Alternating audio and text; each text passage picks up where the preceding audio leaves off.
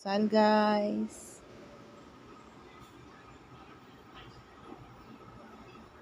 Yan ang aking almusal. Tubig.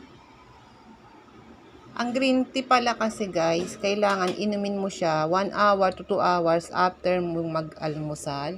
Or early lunch mo after noon 1 hour din. Hindi pala siya pwedeng inumin ng empty stomach. Kasi siya ay hindi rin maganda ang epekto sa katawan. So, meron siyang magandang benefit, meron din naman siyang hindi maganda. So, kailangan pala basahin mo muna kung ano talaga yung mga benefits at saka yung disadvantage ng pag-inom ng green tea. So, kung ikaw pala ay mababa ang dugo, hindi ka pwede sa green tea kasi siya pa ay papababa ng dugo. So, yun lang aking nabasa. Kaya ngayon, wala tayong green tea. Warm water muna. Na-avoid ko na rin ang kape kasi hindi maganda sa katawan.